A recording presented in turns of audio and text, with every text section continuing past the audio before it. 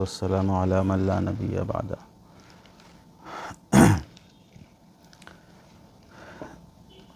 تدریسی امور کے سلسلے میں جامعہ العلوم الاسلامیہ علامہ محمد یوسف بن نوری ٹاؤن کراچی کے ایک استاذ مولانا محمد زیب صاحب،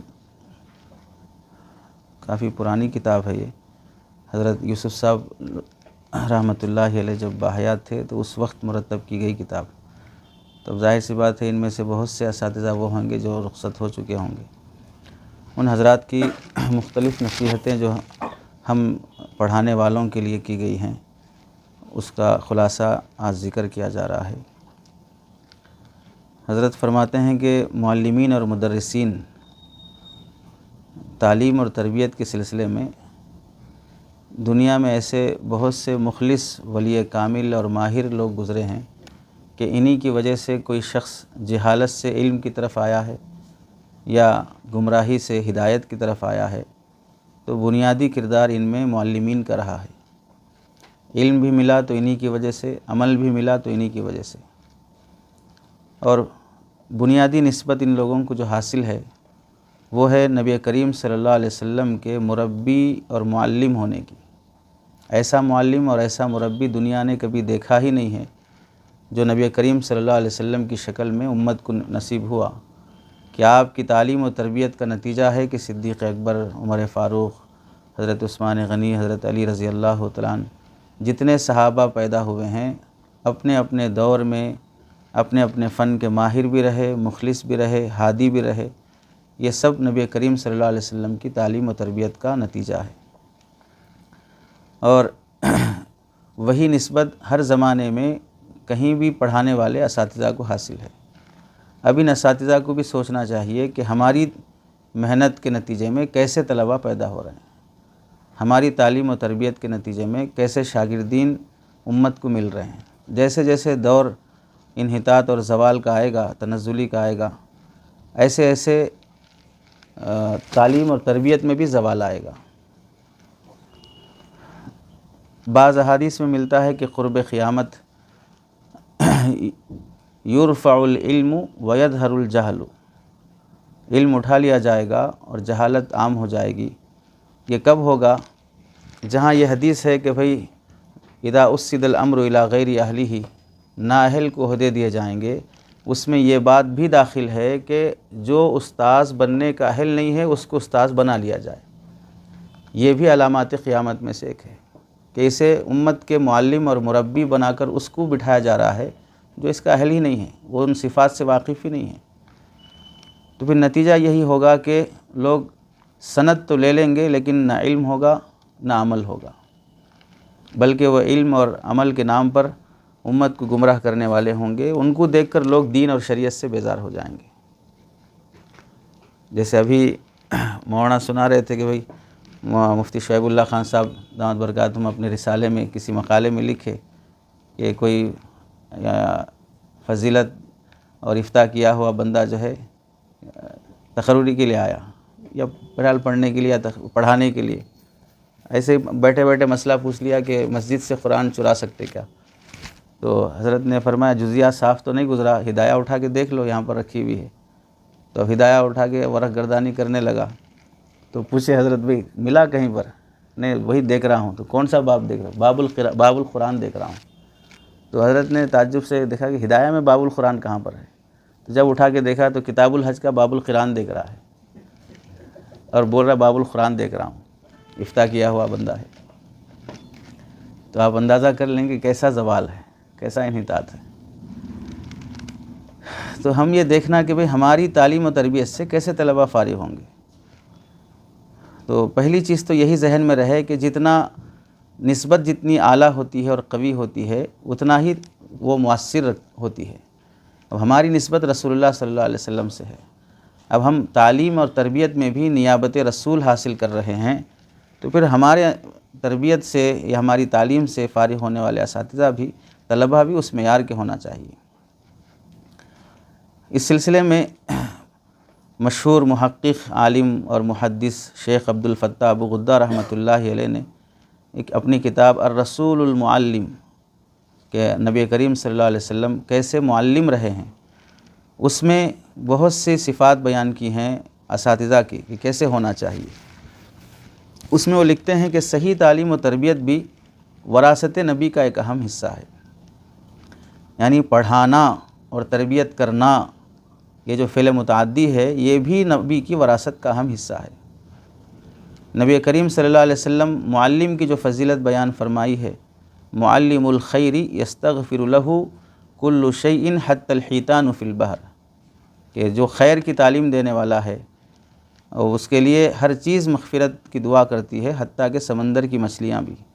یہ تو مغفرت ہے ہی، لیکن اس کے ساتھ ساتھ جو ذمہ داری بتائی گئی وہ پہلی اور بنیادی ذمہ داری ہے اخلاق کی درستگی، کہ ہر استاذ اپنے اخلاق کی درستگی کی طرف توجہ دے۔ بچوں کی اخلاقی درستگی اور تربیت کی فکر تو ہر ادارہ کرتا ہے، لیکن اساتذہ کی اخلاقی درستگی اور ان کی تربیت کی کون فکر کرے گا؟ طلباء پہلے درجے میں ماں باپ سے سیکھتے ہیں، دوسرے درجے میں اساتذہ سے سیکھتے ہیں۔ اب تو ماں باپ کے بارے میں جیسے کہا جاتا ہے کہ بھئی ماں کی گود وہ پہلا مدرسہ ہے اور باپ کے اخلاق وہ پہلا سلیبس اور نصاب ہے، یہ سب چیزیں ختم ہو گئی ہیں، وہ گودیں ویران ہو چکی ہیں، اجڑ چکی ہیں، وہاں پر تعلیم و تربیت کا کوئی نام و نشان نہیں ہے۔ اس واسطے بیبی کیئر اور ایسے بچوں کو بھی سنبھالنے کے ادارے کانوینٹ جب کھل گئے تو اس کے بعد سے تو سارا معاملہ ختم ہو گیا۔ اب زیادہ ذمہ داری اساتذہ پر آتی ہے کہ یہ تعلیم کے ساتھ تربیت بھی دیں، صرف زبانی نہیں بلکہ عملی بھی، کہ ان کے عمل سے بھی بچے وہ اخلاق سیکھیں جو مطلوب ہیں۔ تو آپ علیہ السلام نے معلمین کو جو وصیت فرمائی ہے، حضرت ابو سعید خدری رضی اللہ تعالیٰ عنہ کے متعلق ہے، تابعی فرماتے ہیں کننا ناتی ابا سعید، ہم ابو سعید خدری رضی اللہ تعالیٰ عنہ کے پاس آتے تھے۔ ابو ہارون العبدی فرماتے ہیں ہم حضرت ابو سعید خدری رضی اللہ تعالیٰ عنہ کے پاس پڑھنے کے لیے آتے تو آپ فرماتے مرحبا بوصیت رسول اللہ، رسول اللہ صلی اللہ علیہ وسلم نے جن کے بارے میں ہمیں وصیت فرمائی ہے وہ خوش آمدید ان کا آنا۔ ان رسول اللہ صلی اللہ علیہ وسلم قال، آپ علیہ السلام نے فرمایا ان الناس لکم تبع، لوگ تمہارے تابع ہیں، وَإِنَّ رِجَالًا يَأْتُونَكُم مِّنْ أَقْطَارِ الْأَرْضِينَ يَتَفَقَّهُونَ فِي الدِّينِ فَإِذَا أَتَوْكُمْ فَاسْتَوْصُوا بِهِمْ خَيْرًا، لوگ دوسرے ملکوں سے تمہارے پاس دین کا علم سیکھنے اور سمجھنے کے لیے آئیں گے، ان کے بارے میں میری وصیت یہ ہے کہ تم ان سے فَاسْتَوْصُوا بِهِمْ خَيْرًا، میں تم سے وصیت کرتا ہوں ان کے ساتھ خیر سے پیش آنے کی، بھلائی سے پیش آنے کی۔ تو اب دیکھیں کہ بھئی ہم کسی بھی طالب علم سے بھلائی کا معاملہ کرنا کہاں سے سیکھا ہے؟ ہر ایک کا ایک معیار ہے، میں جیسا پیش آ رہا ہوں وہی صحیح ہے، ایک معیار ہر کوئی قائم کر لیا ہے۔ بچے کے ساتھ ایسا پیش آنا چاہیے، فلاں نے مجھے سکھایا ہے، فلاں کی کتاب میں نے پڑھا ہے، یہ پڑھ کر اخلاق سے پیش آئے ہوئے اساتذہ کتنے ہیں؟ ہر ایک استاد اپنا ایک اصول بنا لیا، ایسا رہا تو یہ ٹھیک ہے میرے نزدیک، ایسا نہیں رہا تو یہ خراب ہے میرے نزدیک، یہ خود معیار کے قابل نہیں ہے، یہ اپنا خود معیار بنایا ہوا ہے، تو پھر اس سے کہاں سے تربیت ہوگی؟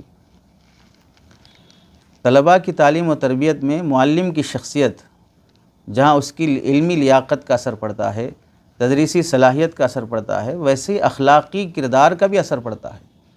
آدمی کسی فن میں ماہر ہوتا ہے تو طلباء اس سے متاثر ہوتے ہیں۔ ابھی علم کلام میں ماہر مولانا آئے تھے تو لوگ کتنے متاثر ہوئے، مولوی برادری، ان سب کو جو شرع عقائد نہیں پڑھے تھے شرم آنی چاہیے تھی، جو ڈھنگ سے نہیں پڑھ سکے، اشرف الجواب انعام میں ملی تو بھی نہیں پڑھ سکے، اسلام اور عقلیات ملی تو بھی نہیں پڑھ سکے۔ تو جو کتابیں ہمارے اکابر نہیں پڑھ پا رہے ہیں، خرید کے نہیں پڑھ رہے ہیں، کم از کم انعام میں تو دے دو، پڑھتے پڑھتے تو وہ بھی نہیں پڑھے، تو ایک فن کا ماہر آیا تو آدمی کتنی قدر کرتے ہیں۔ جیسے فن کے ماہرین کی قدر ہوتی ہے، ویسے اخلاق میں بھی اگر کوئی بندہ ایک معیار رکھتا ہے، اعلیٰ درجے کا کردار رکھتا ہے تو لوگ اس سے بھی متاثر ہوتے ہیں۔ تو اس لیے اساتذہ اپنے اخلاقی کردار کی طرف توجہ دینے کی ضرورت ہے۔ تیسری بات اس سلسلے میں یہ ہے کہ یہ جو آیت ہم بارہا لوگوں کو سناتے ہیں یا بولتے رہتے ہیں لئن شکرتم لازیدنکم، اس آیت کا تعلق صرف مادی نعمتوں سے نہیں ہے، اس آیت کا تعلق روحانی نعمتوں سے بھی ہے، کہ جو نعمت علم کی اللہ نے ہمیں دی ہے، جو نعمت تدریس کی اللہ نے ہمیں دی ہے، جو نعمت افہام و تفہیم کی اللہ نے ہمیں دی ہے، جو نعمت تحریر اور تقریر کی اللہ نے ہمیں دی ہے، ان سب نعمتوں سے اس کا تعلق ہے کہ جو نعمت بھی تمہیں ملی ہے اس کا شکر ادا کرو گے تو پھر اس نعمت میں اضافہ ہوگا۔ شکر کا عملی طریقہ یہ ہے کہ اس نعمت کی قدردانی کی جائے اور اس نعمت کا حق ادا کیا جائے، تو ہی اس نعمت میں اضافہ ہوگا۔ ہماری مصیبت یہ ہوتی ہے کہ ہم نعمت سے جب تک محروم ہوتے ہیں اس وقت تک تو گڑ گڑا کے دعائیں مانگتے ہیں۔ جیسے اب ہم دور حدیث شریف میں ہیں اور ششماہی کا امتحان ہو گیا اور سالانہ قریب ہے، اور آگے کچھ پڑھنے کا ارادہ نہیں ہے، تو ٹینشن ابھی سے شروع ہو جاتا ہے، کہیں تدریس مل جائے، کہیں پڑھانے کو موقع مل جائے، تو اپنے اساتذہ سے رابطہ کرتے ہیں، اور جن کے کبھی پیر دبائے تھے، کبھی سر دبائے تھے، کبھی گلا دبائے تھے، جن کو پریشان کیے تھے، ان سے رابطہ کرتے ہیں، مول صاحب کیا کروں، کیا کرنا ہے، آپ کے مشورے سے چلنا چاہ رہا ہوں۔ پورا ہفتوں تک تو یاد ہی نہیں آیا استاذ، اب جب دور حدیث کا آدھا سال باقی تب استاذ یاد آ رہا ہے کہ آپ کے مشورے سے چلنا چاہ رہا ہوں۔ اب تک بھٹک رہے تھے، جنگلوں کی سیر کر رہے تھے۔ اب پھر یہ سب ہونے کے بعد چلیے کسی نہ کسی ذریعے سے، واسطے سے یا اللہ کی توفیق سے کہیں تدریس مل جائے، تو اس کے بعد اس نعمت کی قدر کرنے کے بجائے اس نعمت پر فخر اور غرور، خیانت والا معاملہ، آزادی والا معاملہ، بے اصولی والا معاملہ، اسی کے لیے تو تڑپ رہے تھے کہ اب تک تو پڑھنے کے لیے بے چین تھے، اب پڑھنے کے بعد خدمت کے لیے بے چین ہیں، اب خدمت کا موقع ملا تو وقت کی پابندی کر لینا، جو دی گئی ذمہ داری کا حق ادا کر لینا، اصول کا لحاظ رکھنا، ان سب کرنے کے بجائے آتے ہی 2-4 مہینے نہیں گزرتے، یہ مدرسے میں ایسا رہتا، نظام ایسا چلتا، ایسا طے ہوتا، یہ اوقات رہتے، ان سب پہ آدمی تبصرہ کرنا شروع ہو جاتا، گویا کہ 20 سال کا تجربہ ہے جیسا، ابھی آگے 2 مہینے بھی نہیں ہوگا، آگے 6 مہینے بھی نہیں ہوگا، تو ایسا بندہ کہاں استقامت سے رہ پائے گا؟ مدرسہ چلا کے تجربہ ہے، انتظام سنبھال کے تجربہ ہے، تدریس کا تجربہ ہے، کس مرحلے میں عرصہ گزرا ہے کہ آدمی کمنٹ کر سکے، رائے دے سکے، تبصرہ کر سکے، اور پھر کوتاہیاں شروع ہو جاتی ہیں، 5 منٹ کی تاخیر سے کیا ہوگا، 10 منٹ کی تاخیر کو اتنی زیادہ نہیں، یہ نہیں کرنا، یہ سب جو آدمی ہوتا ہے اس نعمت کے ملنے سے پہلے تو بہت رو رہا تھا، مانگ رہا تھا، نعمت کے ملنے کے بعد اس کی ناقدری شروع کر دیتا ہے، تو پھر ہوتا کیا ہے کہ جہاں پر ہے وہیں پر رہتا، انتظامیہ دیکھتی ہے، اللہ تعالیٰ بھی دل میں بات ڈالتے ہیں، طلباء کے اندر بھی جو وقات ہونی ہے وہ نہیں بن پاتی، تو جہاں وہیں رہ پاتا، آدمی ترقی کے لیے پریشان ہوتے رہتا۔ اس واسطے لئن شکرتم لازیدنکم، ہر بندہ اپنی فیلڈ میں، اپنے شعبے میں ملی ہوئی نعمت کی قدر کرنا، کہ مجھے جو شعبے میں جو نعمتیں، اب ظاہر سی بات ہے ہم پڑھنے پڑھانے والے ہیں اور دینی کتابیں پڑھنے پڑھانے والے ہیں، اگر کوئی ہمیں سمجھیے کہ ہائی ٹیک سٹی کی کوئی جاب لا کر دے گا تو ہمارے لیے تھوڑی فخر کی بات ہوگی، کسی کمپنی کا ہمیں بڑا پروجیکٹ لا کے دے دے گا کہ بھئی یہ 6 کروڑ کا پروجیکٹ ہے، آپ لے لیجئے، تو ہم کو کیا سمجھ میں آئے گا؟ ہم کو پیدل ہیں ہم اس سلسلے میں، ہم کو اس کی اتنی اہمیت نہیں ہوگی 6 کروڑ کا پروجیکٹ لا کے دینے سے، جتنا سال مکمل ہونے کے بعد 10% اضافہ ہو جانے سے خوشی ہوتی ہے کہ ہم اسی فیلڈ کے ہیں صاحب، ہم کو 6 کروڑ کی ضرورت نہیں ہے، وہ 10% کافی ہے بس ہمارے کو، ہم اسی فیلڈ کے ہیں، تو جس نعمت میں ہے اسی نعمت کی آدمی کو قدر ہوتی ہے، تو اس واسطے اپنی شعبے میں ملی ہوئی نعمتوں کی قدر اور اس کا حق ادا کرنا چاہیے۔ چوتھی بات یہ ہے اس سلسلے میں کہ جیسے علم وراثت ہے، ویسے ہی عمل تعلیم بھی وراثت ہے۔ علم وراثت ہے تو تعلیم یعنی سکھانے کا جو عمل ہے یہ بھی وراثت میں ملا ہے۔ رسول معلم آپ علیہ السلام کی یہ صفت ہے کہ آپ نے سکھایا ہے، اور قرآن مجید میں اس سلسلے یعلمکم الکتاب والحکمہ موجود ہے، تو اب ہمیں یہ سوچنا چاہیے کہ ہم اس علم وراثت کو منتقل کرنے کی جو امانت ہے، اس امانت میں ہم کتنا امانت کا پاس و لحاظ رکھ رہے ہیں۔ یہ علم وراثت ہے، اس وراثت کو منتقل کرنا ہے تو تعلیم کے ذریعے سے، تو میں اس امانت کو اللہ کے بندوں میں منتقل کرنے میں، اس امانت کو پہنچانے میں کتنا میں اس کا اصول و آداب کا پاس و لحاظ رکھ رہا ہوں، کہیں کتنا خیانت کر رہا ہوں۔ جیسے کسی کتاب کو پڑھانے کے لیے مجھے 2 شروحات دیکھنی چاہیے، 4 شروحات دیکھنی چاہیے، مجھے لغات حل کرنا چاہیے، مجھے فلاں اس سے بڑی کتاب دیکھنا چاہیے۔ اگر میں دیکھے بغیر صرف عبارت اور حاشیے پر اکتفا کر کے آ رہا ہوں تو ظاہر سی بات ہے میں خیانت کر رہا ہوں۔ اس فن کو ایسے منتقل نہیں کیا جاتا، اس فن کی ایسی تیاری نہیں کی جاتی جیسے میں کر کے آ رہا ہوں، تو میں اس امانت کے منتقل کرنے میں خیانت سے کام لے رہا ہوں، تو یہ غور کرنے کی چیز ہے۔ آپ واقعہ مشہور ہے حضرت امام شافعی رحمۃ اللہ علیہ کا کہ آپ کے زمانے میں جب آپ بیٹھے ہوئے تھے طلباء کے ساتھ تو ایک کافی لحیم شہیم بزرگ نما شخصیت عمر رسیدہ مسجد میں آئی، تو حضرت امام شافعی رحمۃ اللہ علیہ بہت متاثر ہوئے ان سے اور کھڑے ہو کے معانقہ کیا، سلام کیا، تو انہوں نے پوچھا کہ کیا کر رہے ہو؟ پڑھنے پڑھانے میں مصروف ہوں۔ تو انہوں نے پوچھا دین کے ماخذ کیا ہیں؟ 4 چیزیں ہیں، کتاب اللہ، سنت رسول اللہ، اجماع اور قیاس۔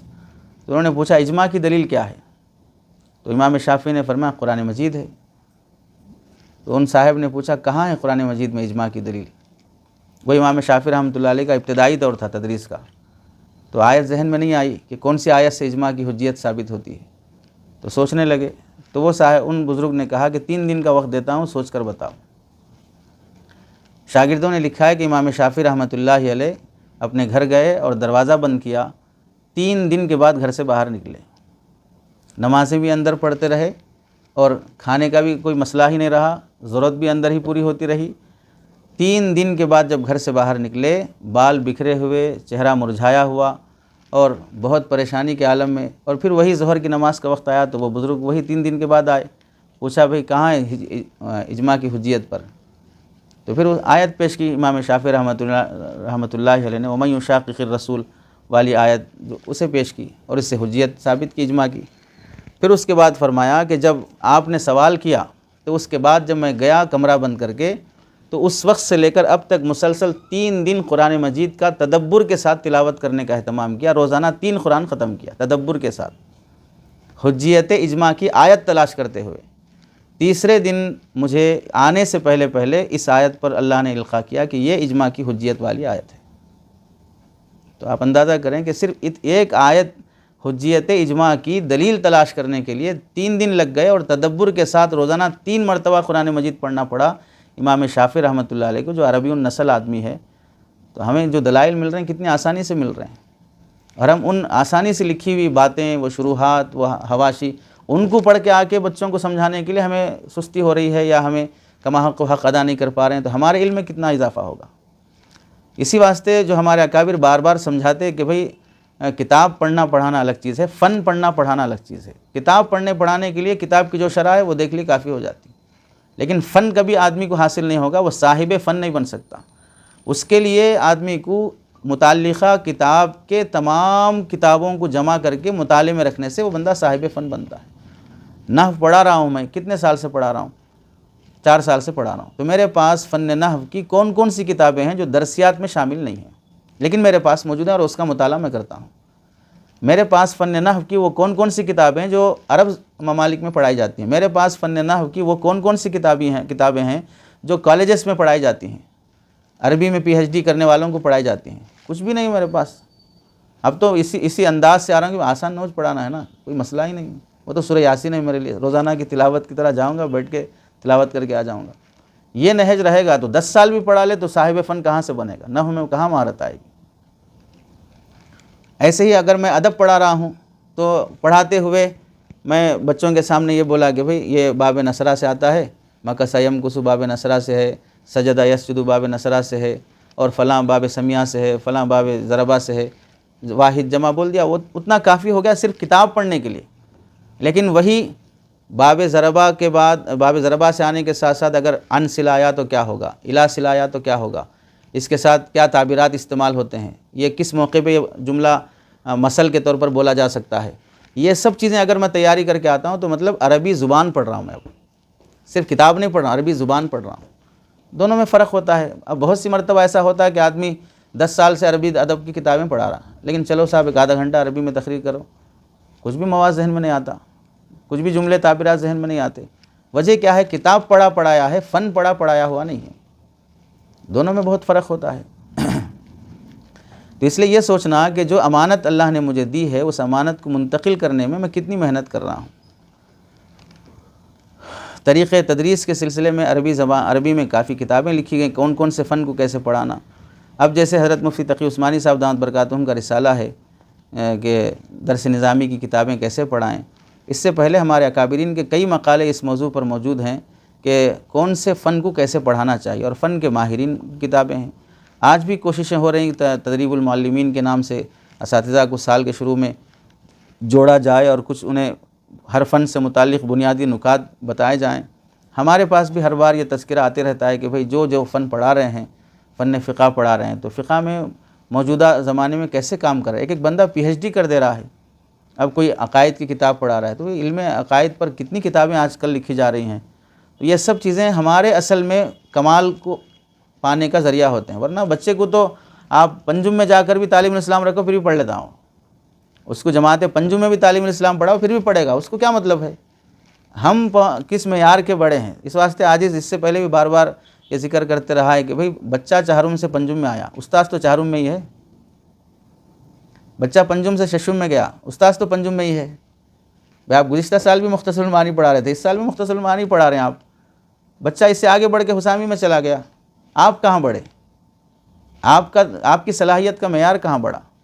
وہ کب ہوگا کہ میں ایک احساس ذمہ داری پیدا کروں، طلباء کی ترقی کے ساتھ میری بھی ترقی ہونا، تو مجھے فن کی کتابوں کا مطالعہ میرے ذہن میں ہونا، میرے مطالعے میں ہونا، یہ ذوق ہوگا تو آدمی خود بخود چھوٹے سے ادارے کے، اب دیکھیں دارالعلوم دیوبند کا نہج کیا ہے، وہاں سے پڑھ کے فارغ ہونے والے طلباء میں سے کسی کو دارالعلوم اول مرحلہ میں نہیں لیتا، کہیں بھی نہیں لیتا، معین مدرسی کے لیے زیادہ سے زیادہ، پھر اس کے بعد ختم، جاؤ کہیں بھی۔ اب دوسرے علاقوں میں رہ کر، دوسرے مدرسوں میں رہ کر 20 سال 25 سال اتنی محنت کرتے کہ ان کی محنت کا اثر وہاں تک پہنچتا انتظامیہ تک، پھر انتظامیہ خود جا کے لے کے آتی منت سماجت کر کے یا موقع دے کے کہ بھئی آپ آئیے دارالعلوم میں پڑھائیے۔ تو بننے کا میدان دارالعلوم نہیں ہے، دارالعلوم کے باہر کے مدارس ہیں، وہاں بنیے آپ، پھر بن گئے تو پھر یہاں آئیے آپ۔ تو وہاں جو بندہ آتا ہے وہ 30 سال کا 25 سال کا تجربہ لے کے آتا ہے، جب پڑھاتا ہے تو وہاں کے 2 سال کی 1 سال کی تعلیم بھی ایسی ہوتی ہے کہ بھئی دارالعلوم کی تعلیم ہے، آدمی جو اس پہ مطمئن ہوتا ہے، وجہ یہ ہے کہ وہ پڑھانے والا شخص 30 سال سے وہ فن پڑھا رہا ہے، تو چھوٹے چھوٹے جملوں میں بھی فن کے نکات بیان کرتے جائے گا، اور جو فن پڑھا ہوا نہیں ہے، فن کا ماہر نہیں ہے، تو وہ شرح کی لکیروں کا فقیر بن کے رہے گا، جو لکھا ہے آگے سنا کے جائے گا، جو لکھا آگے سنا کے جائے گا۔ اس واسطے طلباء میں اندر وہ صلاحیت ہی نہیں آ پاتی ہے، تو ہمیں بھی اپنے فن کے لحاظ سے تخصیص حاصل کرنے کی کوشش کر لینا چاہیے۔ حضرت حکیم الامت رحمۃ اللہ علیہ اس سلسلے میں اساتذہ کی تعلیم و تربیت سے متعلق ایک موقع سے فرماتے ہیں کہ تعلیم کی حالت دوسرے کاموں کے مقابلے میں ایسی ہے جیسے انجن کا پہیہ، کہ اس کے چکر پر تمام گاڑیوں کی حرکت ہوتی ہے، اگر اس کی حرکت بند ہو جائے تو تمام گاڑیوں کی حرکت بند ہو جائے گی، مگر اس کی ضرورت کا احساس لوگوں کو نہیں ہوتا۔ درس و تدریس سب محکموں کی روح ہے، خواہ تقریر ہو، خواہ تحریر ہو، تصنیف ہو، سب اسی تعلیم کی فرع ہیں، مگر اس وقت سب سے زیادہ اسے بیکار سمجھ رکھا ہے۔ عام طور سے لوگوں کی نظر میں علماء کی وقت کم ہے، تو تدریس کو انجن کی حیثیت دے رہے ہیں کہ جتنی تدریس گہری اور پختہ رہے گی اتنا ہر شعبے کو اس کے ضروریات مہیا اور میسر ہوں گے۔ اب ایک مدرس میں جو صفات ہونی چاہیے نیابت رسول کے لحاظ سے کہ بھئی تعلیم میں یہ نائب رسول ہے، ان میں سے چند صفات ذکر کی جاتی ہیں۔ پہلی صفت یہ ہے کہ معلم کے اندر وقت کی پابندی کا لحاظ اور اہتمام ہو۔ ہر عقل مند جانتا ہے کہ بھئی ہر کام کے لیے ایک وقت ہوتا ہے، وہ کام اسی وقت میں پورا کرنا ہی نظام العمل والاوقات اور منظم اور بابرکت زندگی کہلاتی ہے۔ کام دیر سے شروع ہوا تو دیر سے ختم ہوگا یا ادھورا ہوگا۔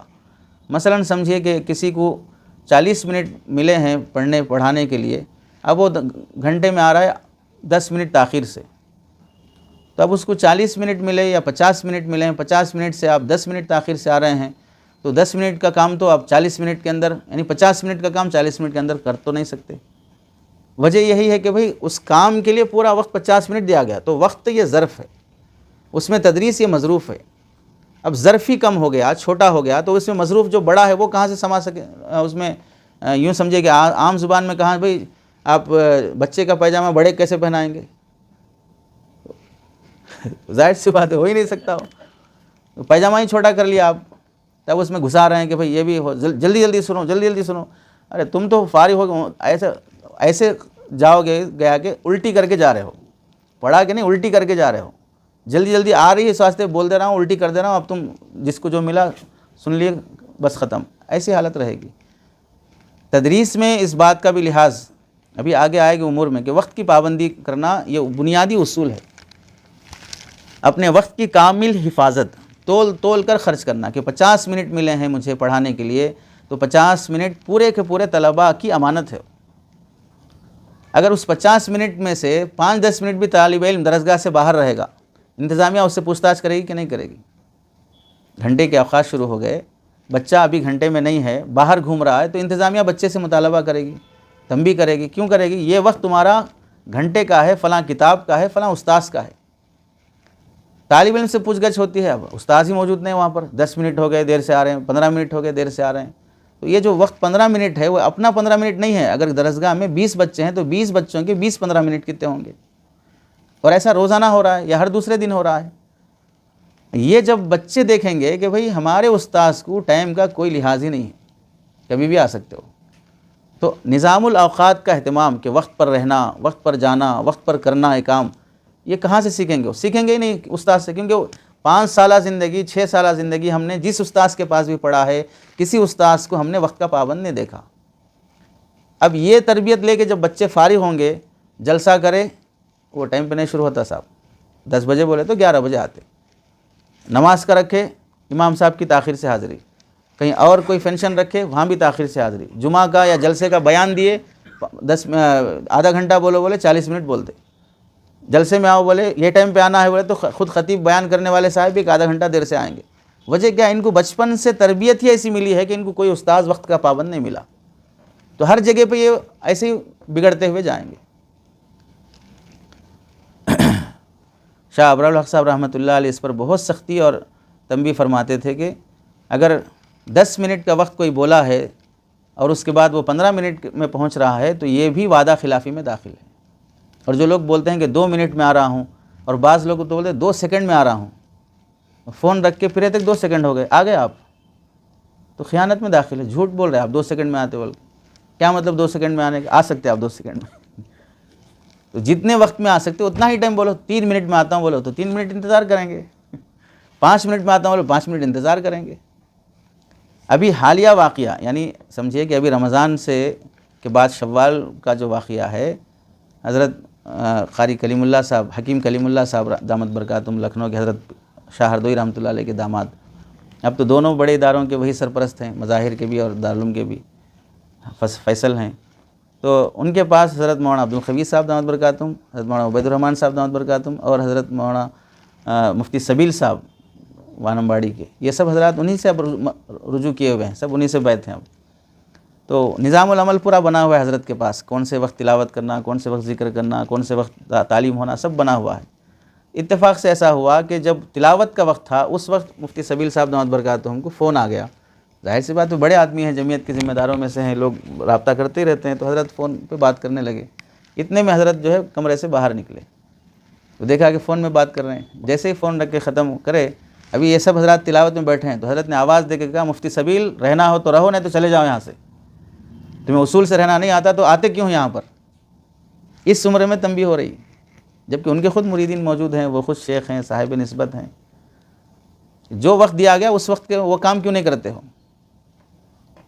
تو اب دیکھیں تربیت کیا چیز ہوتی ہے. ہم ہوتے تو کیا سمجھتے کہ بھئی کیا یہ ہو گیا، 4 سال ہو گئے، ہم 5 سال کے پرانے ہو گئے، 6 سال کے پرانے ہو گئے، ہمیں کیا ضرورت ہے نصیحت کرنے کی، بیٹھک کرنے کی، آداب سنانے کی. بڑوں کو دیکھا ہی نہیں تو آدمی خود کو بڑا سمجھتا نا. جب بڑوں کو دیکھا تو پھر اپنا چھوٹا پن سمجھ میں آتا، اپنی حیثیت سمجھ میں آتی. ایک بار رمضان کے سے پہلے حضرت ہی کا واقعہ ہے، بیان کے لیے بولے مفتی سبیل صاحب کو کہ بھئی 5 منٹ جمعہ کا بیان کرو. 15 منٹ کچھ ہوتا ہے، 15 منٹ یا 20 منٹ کچھ ہوتا ہے. جیسے مولانا عبید الرحمن صاحب دامت برکاتہم کی مسجد ہے کورٹ عدالت کے پاس، وہاں وکیل اور ایسے پڑھے لکھے لوگ آتے ہیں. ویسے حضرت کی بھی جو مسجد ہے وہاں بھی ایسے ہی کالج، علی گڑھ یونیورسٹی وغیرہ کے لوگ ہیں وہ آتے ہیں پڑھے لکھے. تو کالج کا ٹائم بہت ٹائٹ رہتا ہے، تو 15 سے 20 منٹ ہی بیان کرنے کا رہتا بس. تو حضرت جو ہے 21 منٹ بیان کیے، 20 منٹ پہ ختم کرنا، 21 منٹ پہ ختم ہوا. جمعہ کی نماز کے بعد بلائے اور کہا کہ آپ نے 1 منٹ زائد لیا ہے امت کا، 20 رکعت سزا کے طور پہ آپ نماز پڑھو. یہ کن کو کرا رہے ہیں؟ جو خود صاحب نسبت بندہ ہے. تو یہ وقت کی جو پابندی ان بزرگوں کے پاس رہی ہے. حضرت مولانا عبدالقوی صاحب دامت برکاتہم کے پاس ایک چند لوگ وقت لیے آنے کے لیے کہ ہم 9 بجے یا 9:30 بجے حضرت نے وقت دیا، ہم پہنچ رہے ہیں. اب یہ بندے پہنچے ہیں 10 بجے کے بعد، حضرت نے وقت دیا 9:30، آدھے گھنٹے کے بعد پہنچے. سخت ناراض ہو گئے، میں تمہیں وقت دیا 9:30 بجے کا، 10 بجے کے بعد تو میں دوسروں کو وقت دیا ہوں، اور تم لوگ پوچھے کتنا ٹائم چاہیے، آدھا گھنٹہ 20 منٹ چاہیے. اتنا وقت تمہارا 9:30 سے 10 کا تو وہی وقت تھا تمہارا. اب 10 بجے کے بعد آ رہے ہو گیا تمہارا وقت، جاؤ واپس جاؤ یہاں سے. تو یہ حضرات وقت کا کیوں اتنا لحاظ رکھتے ہیں؟ حضرت مولانا علامہ سید سلیمان ندوی رحمۃ اللہ علیہ جب حضرت تھانوی رحمۃ اللہ علیہ سے بیعت ہونے کے لیے گئے تو حضرت نے، وہ تو پرانا واقعہ ہے کہ بھئی نصیحت کرے، میں کیا سنا، وہ سب چیزیں تو بات کی ہیں. اس سے پہلے جب ارادت کے لیے گئے تو حضرت نے فرمایا کہ میرا اصول یہ ہے کہ 25 خطوط پہلے رابطے کے رکھے جائیں، پھر اس کے بعد میں اس سے بیعت لیتا ہوں. تب وہ آئے تھے علامہ سید سلیمان ندوی رحمۃ اللہ علیہ، اتنی مصروفیت والا بندہ، اب ان کو 25 خطوط لکھنا ہے اور پھر اس کے جوابات ملنا ہے، پھر بیعت ہوگی. تو اب حضرت نے کہا کہ بھئی یہ اور لمبا ٹائم لگ جائے گا. تو حضرت تھانوی نے فرمایا میں نے 25 خطوط کی عدد بیان کی ہے، میں نے وقت بیان نہیں کیا کتنے دنوں میں لکھنا ہے. 2 دن میں لکھ دو 25 خطوط، 25 خطوط کے 2 دن میں جواب مل جائیں گے، پھر بیعت کر لوں گا. تو 2 دن وہیں رہے، خط لکھتے گئے، ممبر پہ رکھتے گئے. حضرت تھانوی نمازوں کے اوقات میں آتے، وہ خط لیتے، جواب دیتے. اس طرح 25 خطوط پورے ہوئے تو پھر حضرت تھانوی نے بیعت کی. تو اصول کا لحاظ چھوٹے ہوں یا بڑے ہوں، علامہ ہوں یا کوئی اور بھی ہوں، سب کے ساتھ کیا جا رہا ہے. تب جا کے یہ لوگ بنتے ہیں، شخصیات بنتی ہیں، لوگ ان کو دیکھنے والے بنتے ہیں. اور ہم نہ اصول کے پابند ہونا چاہتے، نہ وقت کے پابند ہونا چاہتے، اور پھر بڑے بننا چاہتے ہیں تو کہاں سے بن جائیں گے.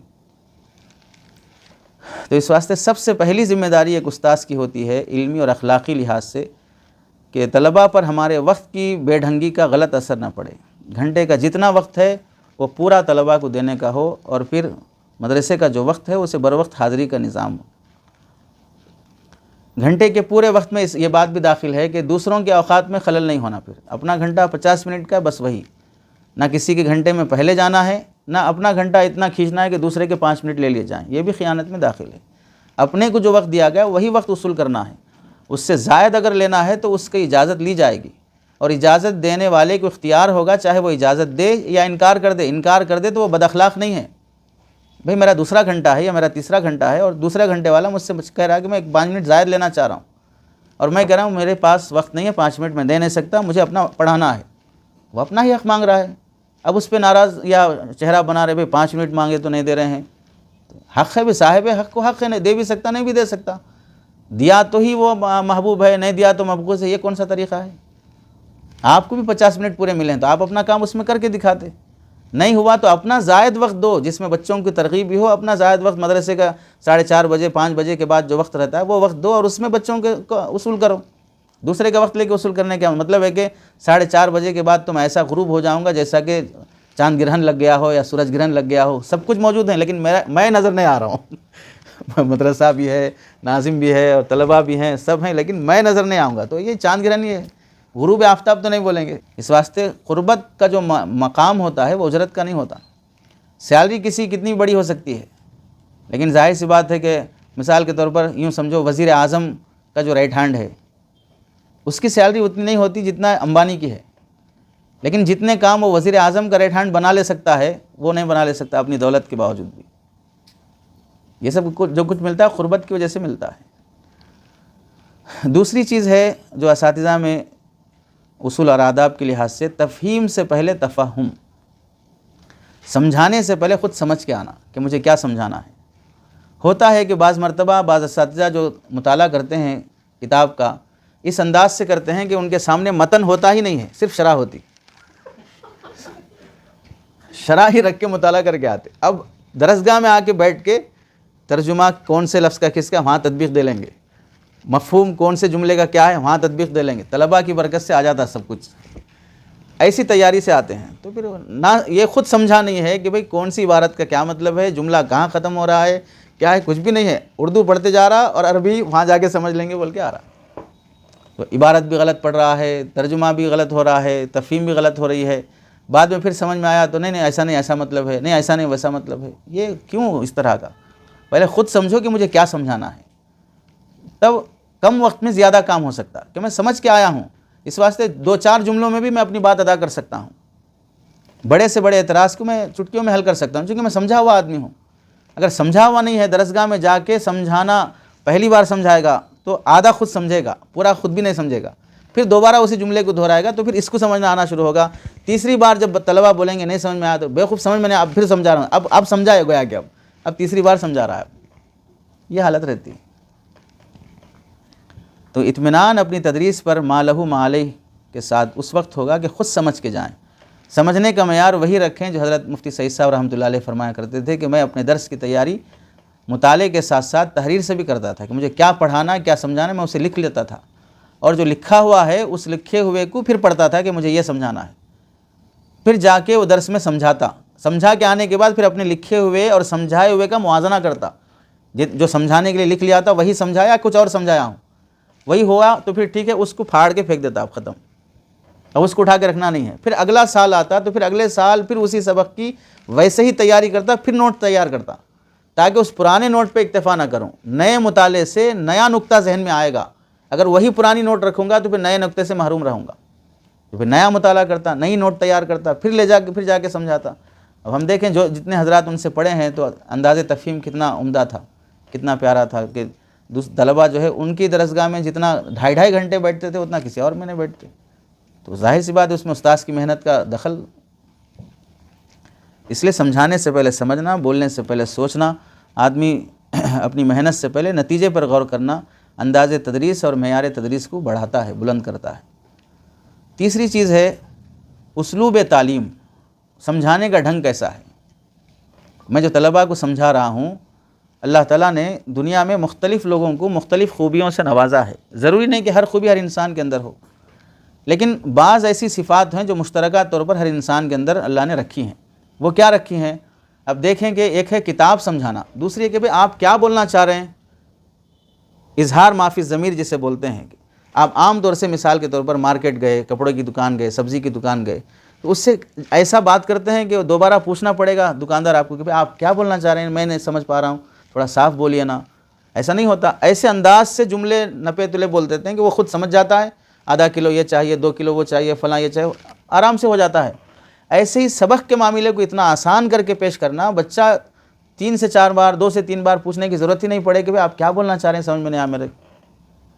بعض اساتذہ کا انداز تفہیم ایسا ہوتا ہے، وہ تفہیم نہیں ہوتا، وہ تحفیظ ہوتا، بس ختم۔ وہ خود چند جملے رٹ کے آ جاتے ہیں، اس کو سناتے، سمجھ گئے، طلبہ نہیں سمجھے، پھر وہی جملے سناتے، سمجھ گئے نہیں سمجھے، پھر وہی جملے سناتے۔ 3 بار سنا رہا ہوں، 3 بار سنا رہے ہیں صاحب آپ، 3 بار سمجھا رہے نہیں، 3 بار وہی جملے سنا رہے آپ، تو کہاں سمجھیں گے بچے، تو اکتا جائیں گے بچے اس سے۔ ایسے استاد سے بیزار ہو جاتے۔ انداز بدلنا پڑے گا، مثال بدلنا پڑے گا، اپنا اسلوب بدلنا پڑے گا۔ تو اس پہ غور کرنا کہ بھئی میں اتنے معیار، جیسے حضرت مولانا منظور نعمانی رحمۃ اللہ علیہ کے بارے میں مشہور ہے کہ اسلام کیا ہے، جو کتاب آپ کی ہے، لکھنے کے بعد کسی دیہاتی کے پاس لے جاتے، بولتے پڑھ کے سناتے، وہ سمجھ میں آیا، دیہاتی سمجھ گیا تو اس کو باقی رکھتے، دیہاتی نہیں سمجھا تو پھر اس کو پھاڑ کے پھر اور آسان کرتے۔ اس معیار پہ آ کے انہوں نے کتابیں لکھی، کیونکہ مقصود علم کا اظہار نہیں ہے، بلکہ مقصود علم کا ابلاغ ہے، دوسروں تک پہنچانا مقصود ہے، ظاہر کرنا صلاحیت مقصود نہیں ہے۔ تو اپنے تفہیم پہ غور کرنے کی ضرورت ہے۔ جہاں تفہیم کسی استاذ کی معیاری نہیں ہوتی ہے، وہاں پر طلباء کے اندر وحشت اور تنگی محسوس ہوتی ہے، طلباء ایسے استاذ سے پڑھنے سے اکتاتے ہیں، اور بلکہ بعض مرتبہ طلباء ایسے استاذ کی اچھی سے اچھی صلاحیت بھی ہو پھر بھی اس سے بدظن ہو جاتے ہیں، بیزار ہو جاتے ہیں، اور بدظن اور بیزار ہونے کے بعد بے ادبی ہونا لازم ہے۔ اور یہ ہماری اس کوتاہی کی وجہ سے کہ میں انداز تفہیم سیکھ نہیں سکا، اسلوب اپنا بدل نہیں سکا۔ اور چوتھی چیز ہے آداب میں سے کہ طلباء کی استعداد کا لحاظ رکھنا۔ ہر اچھے مدرس کی تمنا ہوتی ہے کہ طلباء میں علمی لیاقت پیدا ہو، فنی استعداد پیدا ہو، جو بچے میرے پاس پڑھ رہے ہیں وہ اچھے نمبرات سے کامیاب ہوں اور پوزیشن آئے، صلاحیت بنے، سب کی تمنا رہتی ہے۔ لیکن یہ غور کریں کہ بھئی طلباء میں جو یہ خواہش ہے کہ اچھے بنے اور اچھا علم آئے ان کے اندر، تو میرے اندر وہ استعداد کتنی ہے کہ میں ان کو اس معیار پہ لے جا سکوں۔ اگر میں یہ سوچ رہا ہوں مثال کے طور پر کہ میرے پاس پڑھنے والا یہ طالب علم، چاہے جماعت دوم میں پڑھ رہا ہو، سوم میں ہو، چہارم میں ہو، یہ اگر اسی سال دارالعلوم چلے جائے تو میری پڑھائی ہوئی کتاب میں وہ ناکام نہیں ہونا۔ تو مجھے سال شروع سے ہی ایسے معیار سے پڑھانا، ایسی محنت سے پڑھانا کہ یہ طالب علم گویا کہ میرے پاس نہیں پڑھ رہا ہے، دارالعلوم میں پڑھ رہا ہے، یہ امتحان میرے پاس نہیں دے رہا ہے، دارالعلوم میں دے رہا ہے، اور اس محنت سے پڑھانا کہ اس کا نتیجہ یہاں کا نہیں، دارالعلوم کا نتیجہ ہے۔ مثال کے تو کسی بھی ادارے کو معیار بنا لیں تو اس لحاظ سے مجھے محنت ابھی سے ویسی کرنی ہے۔ محنت تو میں سستی کاہلی سے کرا، استعداد بنانے کی کوشش نہیں کرا، اب آخر میں نصیحت کر رہا ہوں خوب محنت کرو، اچھی محنت کرو. سال بھر آپ کیا کر رہے تھے؟ پھر آپ کو بھی تو موقع تھا نا سال بھر ان کی محنت کو، استعداد کو بنانے کا. تو سال بھر تو نہیں، وہ آخری میں نصیحت کر رہے ہیں. تو استعداد بنانے کا شروع سے ہی لحاظ رکھا جائے. تو اس کے لیے روزانہ کی بنیاد پر بچوں سے عبارت خوانی ہونا، سب سے نہ صحیح چند سے روزانہ کی لحاظ سے باری باری ہونا، ترجمہ سننے کا اہتمام ہونا، لغات کا اہتمام ہونا، عبارت کے انطباق کا اہتمام ہونا، گزشتہ اسباق کے اعادے کی کوشش کرنا، ہفتہ 2 ہفتے میں آموختے کی ترتیب بنانا، تنقیدی جائزے کے طور پر خود عارضی اور ضمنی امتحان لے لیتے رہنا. یہ سب چیزیں استعداد بنانے کی ہوتی ہیں. اپنے نصاب کو مکمل کرنے کے چکر میں ایک تو پہلا اصول یاد نہیں رہا، وقت کی پابندی نہیں کی، بھگاتے رہے، پھر آخر میں بولے امتحان آ رہا تیاری کرو. آپ شروع سے اسے ایسے لے کے چلتے کہ اسے تیاری کی ضرورت ہی نہ پڑے. اپنا نظام ایسا بناتے کہ ہفتے میں ایک بار آموختے کی یادیں کی ترتیب رہے. 5ویں چیز ہے فن کے اصطلاحات ازبر کرانے کی کوشش کرنا. فن کے اصطلاحات ازبر کرانے کی کوشش کرنا. جو طلبہ فنی کتابیں پڑھتے ہیں، نحو ہے، صرف ہے، یا فقہ اصول والی کتابیں ہیں، منطق ہے، بلاغت ہے، ہر جگہ پر ایسے خاص اصطلاحات ہوتے ہیں کہ وہ یاد ہو جائیں اور اس کے تعریفات یاد ہو جائیں تو بچے کو آگے سمجھاتے وقت خالی وہ اصطلاح بولتے گئے آگے بڑھتے گئے، اصطلاح بولتے گئے آگے بڑھتے گئے، خود بخود سمجھتے رہے گا. ایسے مثال کے طور پر بھئی ممکن الوجود، ممتنع الوجود، کلی، جزئی، یہ سب چیزیں اصطلاحات ہی ہیں. تو اب اس طرح فاعل مرفوع ہونا، یہ فاعل ہے، یہ مفعول ہے، فاعل ہے بولتے ختم، یہ اس کا رفع ہونا بتا رہے ہیں، یہ مفعول بولتے اس کا مفعول، اس کا منصوب ہونا بتا رہے ہیں. تو یہ چیزیں ہر فن سے متعلق جو بنیادی ہیں وہ ایسے ازبر ہو جائیں کہ بعد میں طلباء کو موضوع کے علاوہ کوئی دوسری چیز سمجھائی جائے تو اس کو اصل اصطلاحات نہیں معلوم ہے، وہ سمجھ نہیں پا رہا، تو جو مقصود ہے وہ کہاں سمجھ پائے گا. تو یہ ازبر کرانے کی کوشش ہونا چاہیے. 6ٹھی چیز ہے کہ طلباء کے سوالات کو توجہ سے سننا اور ان کو سوال پر آمادہ بھی کرنا. یہ بھی اساتذہ کے اصول اور آداب میں سے ہے. مثال کے طور پر کوئی اچھا نکتہ ہے، علمی نکتہ ہے، سمجھانا چاہ رہے ہیں، تو ہم نے ان سے سوال کیا کہ بتاؤ کہ قرآن مجید میں مثال کے طور پر شہید اللہ انہ لا الہ الا هو والملائکۃ واولو العلم قائما بالقسط، اس میں اللہ تعالیٰ نے وحدانیت کی گواہی، لا الہ الا ہو، وحدانیت کی گواہی میں، وحدانیت کے مسئلے میں اپنی گواہی پیش کی شہید اللہ، والملائکہ، ملائکہ کی گواہی پیش کی، واولو العلم، انبیاء کو کیوں نہیں لایا اس میں؟ کیا انبیاء کی گواہی نعوذ باللہ معتبر نہیں ہے؟ تو اللہ نے ملائکہ کے بعد صرف سیدھے اولو العلم کا تذکرہ کیوں کر دیا؟ اب ایک سوال ہے. تو ظاہر سی بات ہے ترجمہ قرآن پڑھنے والا یا معنی مطلب پڑھنے والا بچہ کے ذہن میں توجہ مبذول ہوگی ادھر کہ بھئی انبیاء کا ذکر کیوں نہیں آیا اس میں، کیا وجہ ہے؟ ظاہر سی بات ہے کہ ذکر نہیں آنے کا یہ مطلب نہیں ہے کہ ان کی گواہی اس درجے کی نہیں ہے جو اولو العلم کی، نعوذ باللہ. اللہ کے بعد تو انبیاء ہی کی گواہی معتبر ہے. تو مفسرین نے کیا کہا ہے؟ اب اس کے بعد جو جواب آئے گا تو ظاہر سی بات ہے کہ وہ انتظار کے بعد جو سوال ہوتا ہے، داعیہ پیدا اور تقاضے کے بعد جو جواب ملتا ہے، وہ اس میں وہ استحضار ذہنی کے لیے بہت مؤثر ہوتا ہے. تو اپنے انداز تدریس میں یہ بھی ہونا چاہیے کہ سوال پیدا کیا جائے تاکہ طلباء کے اندر شوق محسوس ہو. اب مفسرین نے یہاں پر یہی لکھا کہ اولو العلم جو اللہ نے ذکر کیا ہے، اولو العلم سے مراد دراصل انبیاء ہی ہیں. اولو العلم سے مراد دراصل انبیاء ہی ہیں. البتہ اللہ نے اہل علم کی فضیلت بڑھانے کی خاطر انبیاء کو لقب وہ دیا جو علم والوں کو دیا ہے.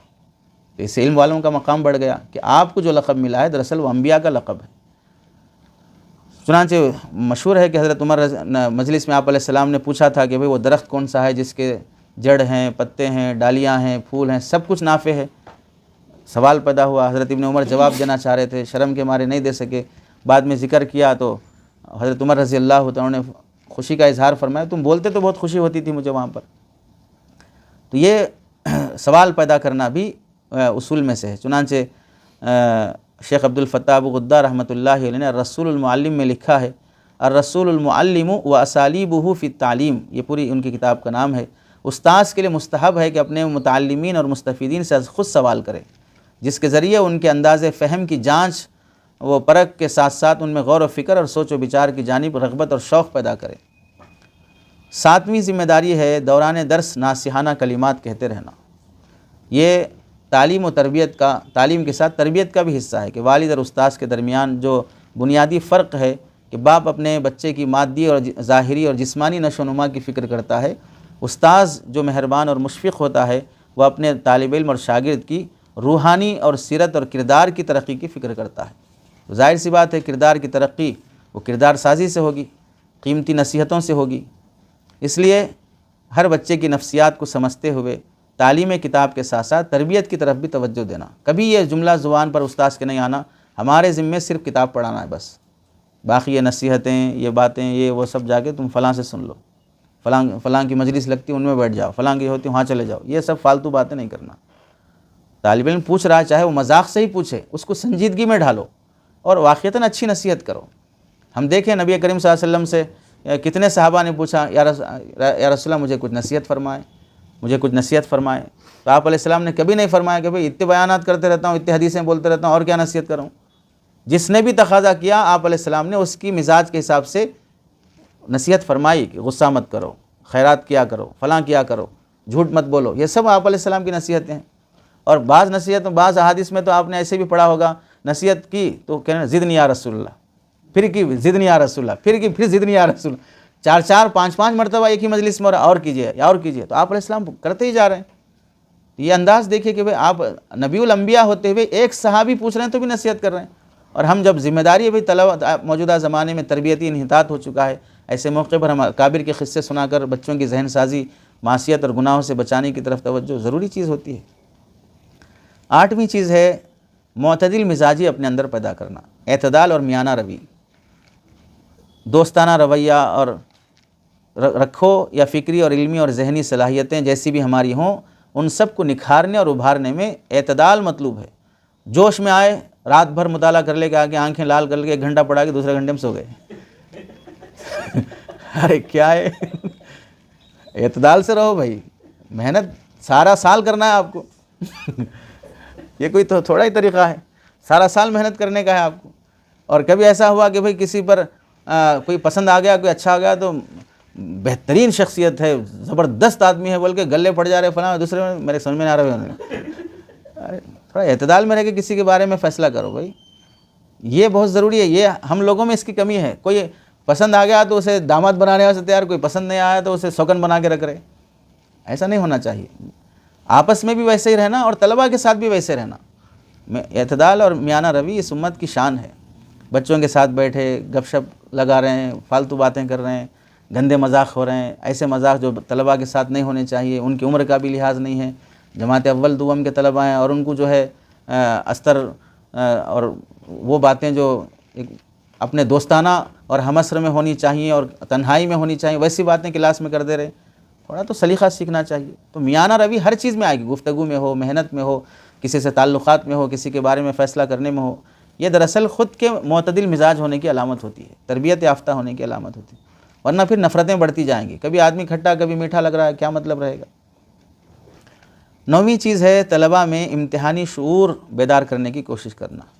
ظاہر سی بات ہے کہ ایک کسان جب محنت کرتا ہے، کھیت میں ہل چلاتا ہے، گرمی اور دھوپ اور بارش برداشت کر کے وہ ہل چلا کر فصل اگاتا ہے، تو جب ایک 3 مہینے 4 مہینے 6 مہینے گزر جائیں تو اب اس کا انتظار کس بات کا رہتا ہے کہ میری محنت کے فصل لہلہانے کا اور فصل کاٹنے کا وقت ہے، اناج حاصل کرنے کا وقت ہے۔ ایسے ہی ہمارے جو 2 مہینے یا 3 مہینے یا 4 مہینے جو تدریس ہوتی ہے، اس کے بعد سیمائی امتحان یا ششمائی امتحان یہ جو آتے ہیں، یہ ہماری فصل کاٹنے کا وقت ہے۔ یہ 4 مہینے ہم نے محنت کر کے پڑھایا ہے، اب کتنی میری محنت رنگ لائے گی، اس پر توجہ دینے کی ضرورت ہے۔ تو اس پر ظاہر سی بات ہے طلباء کو اس کا لحاظ رکھتے ہوئے ایسی محنت کراتے جانا کہ میری فصل ضائع نہ ہو جائے، یہ میرے طلباء ضائع نہ ہو جائیں۔ وہ پورا سال ہونا، ایسا نہیں ہونا کہ جیسے کہ بعض اساتذہ بعض جگہوں پر کرتے ہیں کہ بھئی میری کتاب ہے، میں جب تک رہوں گا میرے سامنے میری کتاب رہنا، دوسری کتاب رہی خیریت نہیں رہتی۔ کوئی طریقہ ہے؟ ترتیب بناؤ کہ طالب علم سب کتابوں پہ محنت کر سکے۔ دیگر اساتذہ کے ساتھ بیٹھو، 5 گھنٹے 8 گھنٹے ہیں، 8 گھنٹے میں 8 کتابیں بچے کو پڑھنا ہے، تو ہر کتاب کا ٹائم بناؤ، اور سب اساتذہ مل کے، سب کی خواہش ہے نا کہ طالب علم اپنی اپنی کتاب میں رہے۔ تو اگر کوئی ایسے بن گئے کہ بھئی میں جب تک ہوں میرے سامنے میری کتاب ہونا، تو پھر آپ تو آدھا گھنٹے رہیں گے، بس 1 گھنٹہ رہیں گے، اس کے بعد تو آپ کی کتاب دیکھیں گے ہی نا، لوگ بدزن ہو جائیں گے آپ سے۔ بعض مرتبہ تناؤ ہو جاتی ہے، یہ مول صاحب کو ان سے نہیں جمتا، ان کو ان سے نہیں جمتا، اس واسطے ان کی کتاب پڑھتے ہوئے دیکھ نہیں سکتے، ایسا بھی بدگمانی ہو جاتی۔ تو اس واسطے اپنی طرف سے کبھی ایسا فیصلہ نہیں کرنا۔ تو امتحان کا اور بچوں کے اوپر جو محنت ہوئی ہے اس محنت کی وصولی کی بھی طرف توجہ ہونی چاہیے۔ 10ویں اور آخری گزارش اور نصیحت یہ ہے کہ اساتذہ کا آپس میں باہمی جوڑ اور اتفاق یہ بھی ترقی کے لیے بہت ضروری ہے۔ کوئی ادارہ ہو، جماعت ہو، معاشرہ ہو، وہ مختلف مزاج اور متفرق طبیعتوں کے ساتھ ہی بنتا ہے۔ کسی مدرسے میں ایسا نہیں ہے کہ باپ ناظم ہے اور 5 بیٹے ہیں، 5 اساتذہ ہیں، بس ختم، باہر کا کوئی بھی نہیں۔ ایسا کہیں بھی نہیں رہے گا، کہیں بھی نہیں رہے گا، دنیا کے کسی ادارے میں نہیں رہتا۔ الگ الگ ہی رہتے، ناظم اپنے خاندان کا نہیں ہے، استاذ اپنے خاندان کا نہیں ہے، بلکہ اپنے گاؤں کا، اپنے صوبے کا بھی نہیں ہے، الگ الگ صوبے کے اساتذہ رہتے، الگ الگ صوبے کے رہتے، سب مل کے ہی ایک معاشرہ بنتا ہے، ایک ادارہ بنتا ہے۔ طبیعتیں الگ الگ ہیں سب کی، لیکن ہم ایک مقصد کے لیے یہاں پر متفق ہوئے ہیں، تو اس مقصد سے کبھی نظر نہیں ہٹنا۔ یہاں پر ہمارا جمع ہونا ذاتیات کی وجہ سے نہیں ہے، یہاں پر ہمارا جمع ہونا تعلیم کے مقصد کے پیش نظر ہے۔ تو جو کچھ بھی سوچ ہوگی، اتحاد ہوگا یا اختلاف ہوگا، وہ اسی مقصد کے پیش نظر ہوگا، ذاتی اختلاف کسی سے نہیں رہے گا۔ اور ہم میں کیا اتنی تربیت کا معیار آ گیا کہ میں ذاتی اختلاف اور مقصد کا اختلاف، اس کا فرق کر کے دونوں اختلاف میں مخلص رہ سکوں؟ کیا اتنی تربیت ہو گئی میری؟ جب نہیں ہوئی ہے تو مجھے اس سے بچنا چاہیے۔ جب میں اس تفریق، اس تمیز اور تمیز میں اخلاص باقی نہیں رکھ سکتا ہوں تو مجھے اختلاف سے حتی الامکان بچنا چاہیے، ورنہ پھر وہی ذاتیات اور نفسیات پر آ جاتے، آدمی ایک دوسرے کی عیب جوئی اور دل شکنی اور زبان درازی اور پیٹھ پیچھے غیبت اور ایسی حرکتیں ہوتی رہتی۔ کبھی طلباء کے سامنے بھی ہو جاتا تو طلباء بزن ہو جاتے، بعد میں فارغ ہونے کے بعد بولتے ان کو نہیں جمتا دونوں کو، اس واسطے انہوں نے کبھی بھی دیکھو ایسے رہتے ویسے رہتے۔ یہ بہت بری بات ہوتی ہے کسی بھی ادارے کے لیے، اس واسطے باہمی اتفاق بہت ضروری ہے۔ اللہ سے دعا ہے کہ عمل کی توفیق نصیب فرمائے۔